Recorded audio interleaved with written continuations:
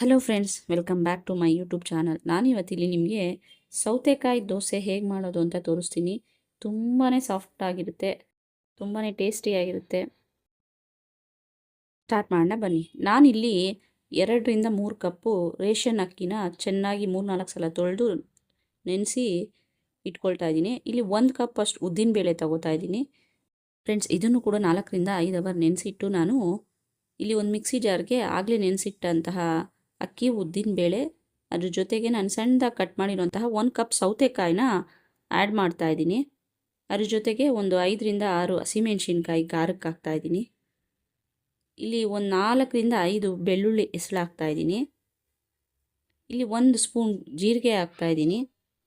ಅದ್ರ ಜೊತೆಗೆ ಒಂದು 10 ಕಾಳುಮೆಣಸು ಆ್ಯಡ್ ಮಾಡ್ತಾ ಇದ್ದೀನಿ. ಫ್ರೆಂಡ್ಸ್, ಇದನ್ನೆಲ್ಲ ಸ್ಮೂತಾಗಿ ಗ್ರೈಂಡ್ ಮಾಡಿ ಒಂದು ನೈಟ್ ಫುಲ್ಲು ಬಿಟ್ಟು ನಾನು ಉಪ್ಪು ಸೇರಿಸಿ ಹದ ಮಾಡಿ ನಾನಿಲ್ಲಿ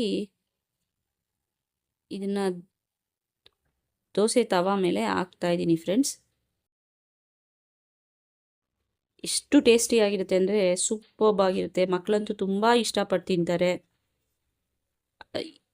ಅಷ್ಟು ಟೇಸ್ಟಿಯಾಗಿರುತ್ತೆ ಫ್ರೆಂಡ್ಸ್. ನೀವು ಕೂಡ ಟ್ರೈ ಮಾಡಿ ಹೇಗೆ ಬಂತು ಟೇಸ್ಟು ಅಂತ ನನಗೆ ಕಮೆಂಟ್ ಮಾಡಿ ಫ್ರೆಂಡ್ಸ್. ನಾನಿಲ್ಲಿ ಇದ್ರ ಜೊತೆಗೆ 1 ಸ್ಪೂನ್ ಎಣ್ಣೆ ಕೂಡ ಸೇರಿಸಿ ರೋಸ್ಟ್ ಮಾಡಿ ಅದನ್ನು ಚೆನ್ನಾಗಿ ರೋಸ್ಟ್ ಮಾಡಿದ್ದೀನಿ. ಫ್ರೆಂಡ್ಸ್, ಈಗ ಬಿಸಿ ಬಿಸಿಯಾದ ಸಾಫ್ಟ್ ಆಗಿರುವಂತಹ ತುಂಬಾ ಮೃದುವಾದ ಸ್ಪೈಸಿ ಆಗಿರುವಂತಹ ಹೆಲ್ದಿಯಾದ ದೋಸೆ ರೆಡಿ. ಫ್ರೆಂಡ್ಸ್, ಇದು ಎಲ್ರಿಗೂ ಇಷ್ಟ ಆಗುತ್ತೆ.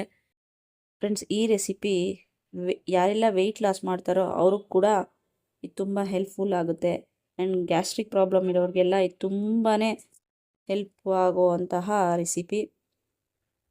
ಈ ರೆಸಿಪಿ ಇಷ್ಟ ಆದರೆ ಲೈಕ್ ಮಾಡಿ, ಶೇರ್ ಮಾಡಿ, ಕಮೆಂಟ್ ಮಾಡಿ, ಮರೀದೆ ಸಬ್ಸ್ಕ್ರೈಬ್ ಮಾಡಿ.